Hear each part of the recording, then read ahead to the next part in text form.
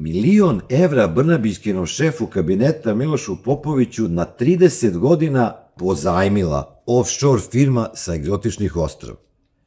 Vi SNS-ovci stvarno mislite da su u Srbiji svi idioti i da će neko da poveruje da neka firma tako nekome pozajmi 1.000.000 evra na 30 godina. 1.000.000 evra 30 godina. Dobro da niste stavili na 100 godina, na isto mu dođe.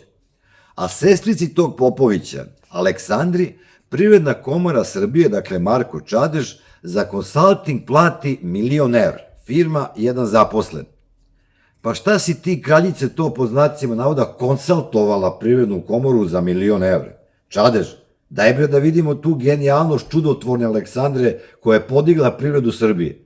Objavi bre to što vam je čudotvorna, neponovljiva Aleksandra napisala, te tekstove u kojima je sakupljena svetska viševekovna mudrost, jer samo takva genijalnost vredi 1.000.000 evra. Daj bre da svi vidimo, pročitamo, možda i nama nešto pomogne. Da sve vas, Čadeže, Popoviće, pitam jedno prosto pitanje. Jer vi zaista niste svesni da ćete zbog ovih stvari da robijate. Samo Čadežu, ovoga puta neće biti nemačke ambasade da traži da te se pusti iz zatvora kao prošli put. Vratit ću se kasnije na ove i druge lopovluke. Da prvo pomenem bar neke stvari koje su se desile ove nedelje i koje pokazuju gde živim. 3 dece je povređeno kada na njih u osnovnoj školi u Bečeju pao plafon. U Kuli parapolicijske snage napadale građane, policija nije smela da reaguje. Politički zatvorenik Davor Stefanović brutalno pretučen u zatvoru, sklonjen mu nos, a sud mu pod pritiskom predsednika države i ministra pravde produžio pritvor. Predsednik države je tražio puštanje iz zatvora batinaša koji su zbog lepljenja anti-SNS nalepnice na kontejner kroz nekoliko ulica jurili studentkinju i palicom joj slomili vilicu na 3 mesta. A u Beogradu pala zaista velika kiša, a grad se zaista raspao, jer godinama niko ne ulaže u infrastrukturu koja se ne vidi i ne može da se slika. Srećom, niko nije stradao. Dobrodošli u 17. podcast Dežurni krivac koji snimam u Vučićevoj Srbiji u kojoj odgovorni za zločine nikada ne odgovaraju. Dragan Đilas. Dakle, Dragan Đilas. Dragan Đilas. Dragan Đilas. Dragana Đilas. Đilasa. Dragan Đilas. Draganom Đilasom. Dragan Đilas. Dragan Đilas. 619 miliona evra. Aleksandar Vučić je definitivno odlučio da ugasi SNS i zameni ga svojim pokretom za Vučića koji je nazvao pokretom za državu i narod. Dokazi to što je ministar Dejan Vuk Stanković pristupio pokretu koji sada ima i premijera, a po broju ministara se skoro izjednačio sa SNS-om. Svima koji pamte 90. je jasno da je ovaj pokret Vučićev novi Julk, samo ovoga puta bez Mire Marković. Inače, Dejan Vuk Stanković, koji je optužen da je protivzakonito izabran u zvanje profesora na Učiteljskom fakultetu, je u pokret za Vučića ušao dan pošto je 3 dece povređeno kada na njih u osnovnoj školi u Bečeju pao plafon.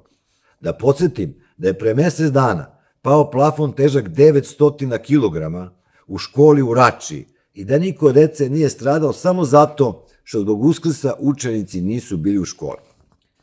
Do dana današnjeg niko za ovo nije odgovarao. Prethodnih godina sam mnogo puta govorio da niko neće moći da izbegne posledice SNS vlast i da koliko god se sklanjali, doći će do svakog, da će nesreća koja uz njih ide svima na kraju zakucati na vrat.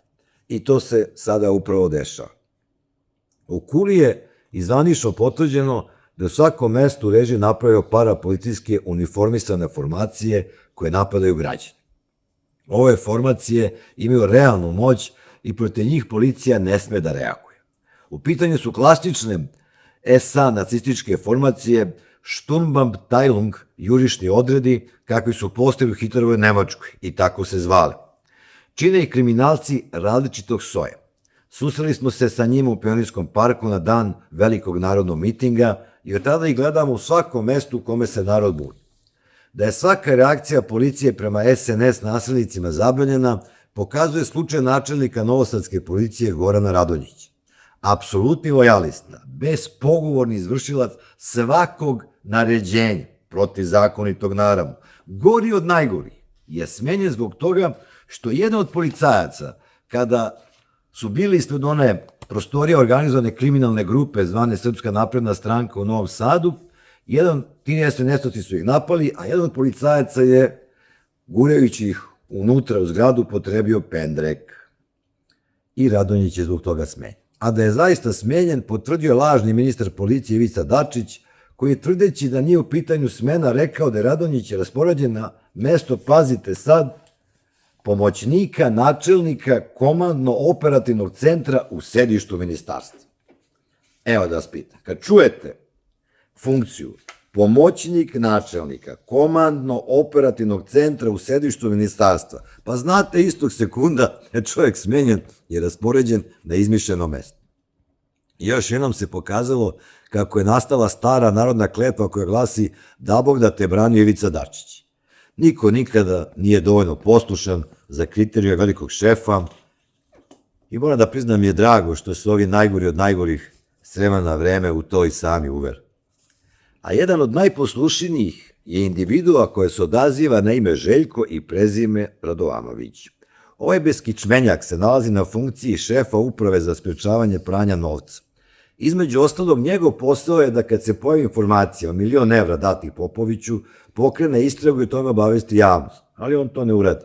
Njegov posao je da kad se pojave dokazi da su Siniši Malom razne offshore firme dale 235.000 evra, pazite, ne 235 evra, nego 235.000 evra, bez ikakvog osnova, i da je time prekršen niz zakona, dužan bi bio gospodin Radovanović da momentalno reaguje. Ali on to ne uradi. A dokazano je da su te firme plaćale školovanje dece Siniše Malo. Da li su pare dale njemu, pa ih on platio privatnim školama, ili su plaćene pare direktno školama, je apsolutno svejedno, jer kriminal je u svakom slučaju. Samo u ovoj situaciji, kada je plaćeno direktno, istraga mora da obuhvati same škole, koje moraju da objasne kako su primile novac od tih offshore kompanija, jer to nije po zakonu. Ali Željko Radovanović ćuti i pravi se mrtav. Da Željko ume da govori, pokazao je kada su Vučić i njegovi izraelski prijatelji izmislili da na Mauricijusu u Deutsche Banci imam račun sa milionima evra. To što je Deutsche Banka odmah saopštila da uopšte nema ekspozituru, da nema banku na Mauricijusu, nije previše interesovala Željka Radovanovića. Dok na drugom ima 0 mauricijskih rupija. Imajući u vidu geografsku udaljenost Srbije i Mauricijusa i činjenicu da ekonomska saradnja dve zemlje ne prelazi 1.200.000 evra godišnje, činjenica da neko fizičko lice u toj zemlji ima račun na kome se nalazi nekoliko miliona evra, svakako nema nikakvu ekonomsku opravdanost ili ekonomsku logiku. Imajući u vidu nedvosmisleno negiranje Dragana Đilasa da ima bilo kakve veze sa računima u toj zemlji, zaista bi ukazalo na nedvosmislenu nameru da to prikrije. Mislim da su se stekli uslovi za jednu ozbiljnu istragu i aktivno učešće tužilaštva u celom slučaju. Svakako Uprava za sprečavanje pranja novca bi dala svoj doprinos u celoj toj stvari. Pričao je Željko tada i kako je strašno sumnjivo, što ja tvrdim da nemam račun kad je predsjednik Vučić više puta rekao da imam i da oni, naravno, s toga pokreću istragu. I tad sam pitao Radovanovića, šta je bre sumnjivo u mojoj tvrdnji? Pa ne mogu da kažem da imam ako nema. Sumnjivo? Ne, jasno je da predsjednik laže, to je strašno, a ne da je sumnjivo što je na laž kažem istinu. Jer niti imam račun, ni banka postoji. I sumnjiv si samo ti, Radovanoviću, i tvoj šef Vučić, koji čak 3 puta rekao laž o Mauricijusu u 5 dana. Kao i Siniša Mali, koji mu je javno čestitao na pokretanju istrage protiv mene, u tih 2 nedelje Radovanović je bio više puta gost na Pinku.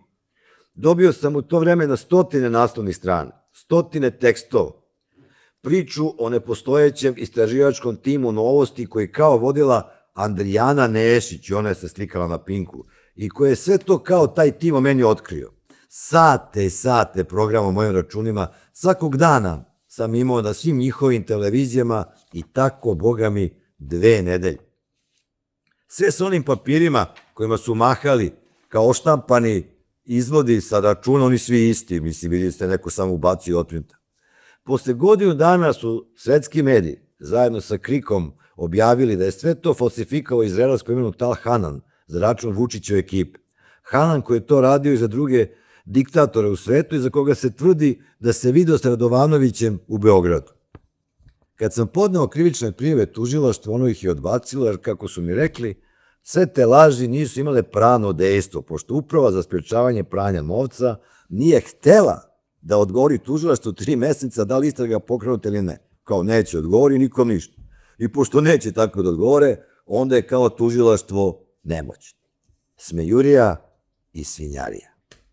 A pomenuta novinarka, takozvana Andrijana Nešić, koja je dala bar 100 izjava kako je do tih podataka o mojim tim računima došao istraživački tim Novosti višemesečnim radom, u tužilaštvu kad su je pozvali po moje prijavi je da izjava rekla da je ona tako jednog jutra došla na posao i na svom stolu zatekla veliki koverat beli. I kad ga je otvorila imala je šta da vidi.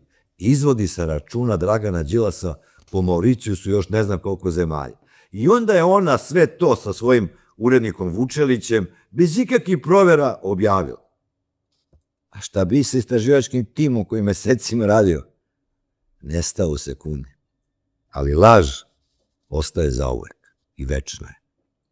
A Željko Radovanović očigledno ne shvata da je kriv isto koliko i Siniša Mali koji je uzeo novac. Isto koliko je Miloš Popović koji je uzeo 1.000.000 evra. Isto kao i Ana Brnabić koja je sasvim sigurno bila deo te priče. A možda je i više kriv. I da će on sutra robijeti najmanje koliko oni. Da nema tog kamena pod kojim će se sakriti. Jer promjena sistema za koju se borimo znači upravo to, da svi koji su kršili zakon odgovaraju za svoje postupke i da budu opomena svima koji pomisle da bi mogli sutra da rade to isto. Da kažem još nekoliko reči o Vučićevim parapolicijskim jurišnim odredima koje smo vidjeli u raznim srpskim gradovima, poslednji put u Kuli. 1921. je Adolf Hitler napravio svoju paravojnu organizaciju koja se zvala Sturmbannteilung. Služili su za, pazite sad dobro, imate to i na ChatGPT-u, proverite da li je ovo tačno. Služili su za zaštitu skupova njegove organizacije, znači na njegove nacističke organizacije. Služili su za napade na skupove političkih protivnika i služili su za zastrašivanje i nasilje nad svim grupama koje su nacisti smatrali neprijatelji. Jel vam delo je poznato? Videli ste nešto slično negde? Naravno da jeste. Ekipa skupljena u Pionirskom parku je dovedena da radi upravo ono što su radili jurišni odredi u Nemačkoj. Sada vidimo da ih ima u svakom gradu, pa su stigli do Kule. Za Vučića su to neki divni momci koji mogu da prebiju sve koji demonstriraju, samo eto tako neće, su dobri. Predsjednik države je divnim dečacima nazvao i 4 batinaša koji su studentkinji Ani V. palicom slomili vilicu na 3 mesta.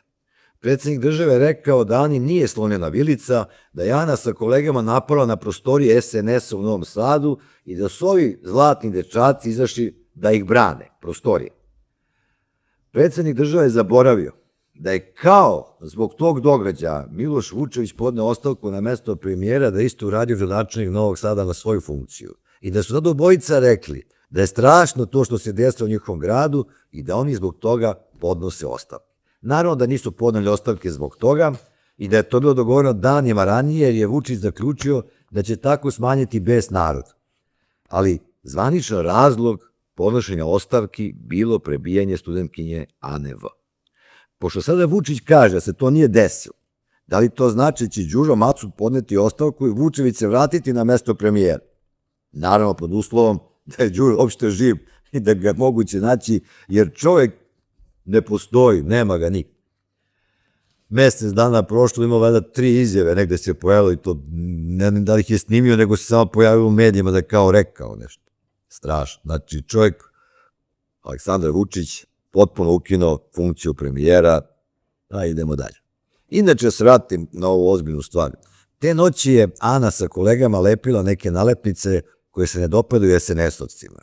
Zalepila ih je i na kontejner u blizini prostorija SNS. Izletela su 4 bizgova, 4 bitange, koji su nju i njene saborci jurili nekoliko ulica, sustigli i palicom je slomili vilicu na 3 mesta. Dakle, nisu branili prostorije stranke, nego kontejner. Mada kada znate o kojoj se stranci radi, dođemo na isto. Ta 4 su i dalje u pritvoru. a u pritvoru nije onaj koji je toj četvorici naredio da izađe iz prostorija u urade, jer taj neko sigurno postoji. Nisu ova četvorica Bilmeza sama odlučila da dođu u prostorije stranke, niti su sami doneli odluku da izleti i krenu da biju student. Jednog dana će reći koji mi je naredio da bi spasili sebe. I za kraj. U petak veliko nevreme pogodilo je Beograd. Pala je zaista ogromna količina kiše, nije sporno. Logično da u takvoj situaciji bude problema u funkcionisanju grada u nekim delovima, ali nije logično da se sve raspadne. A raspalo se. Jer se u infrastrukturu grada ne ulaže. 100 miliona evra se troše na besmislene projekte kroz koje se pljačkaju Beograđani i onda nema para za infrastrukturu i kišnu kanalizaciju. Grad je bio poplavljen, ali bilo je mesta gde nije bilo poplava. U bulevaru Kralja Aleksandra nije bilo nikakvih problema.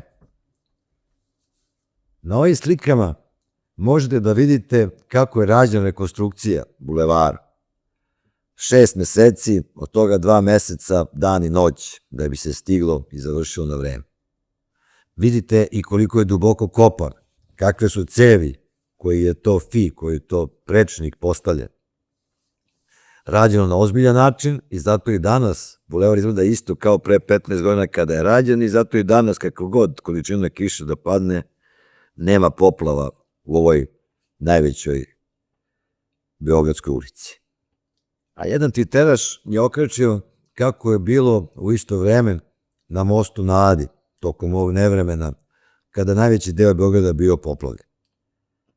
Ne krijem da sam ponosan kad sam video klip. Nisam ja radio most, radili su ga ozbiljne građevinske firme, ali u ono vreme se radilo tako što rade oni koji su najbolji, koji imaju najbolju cenu, najbolji kvalitet, a ne da se neko ugradi po 50, 60, 70, 80%. Ali odustao sam već da pričam o tome da nismo svi isti i da ovo kako izgleda danas, ne da nije isto, nego nije slično onome što je izgledalo posle 5. oktobra do 2012. godine. Ali ko hoće da se steti, nek se seti, ko neće, šta ću mu ja. Ne krijem da sam bio ponosan kada sam video klip koji čovek okačio, misli se zove Vlada, hvala Vladi koji ga je snimio i okačio.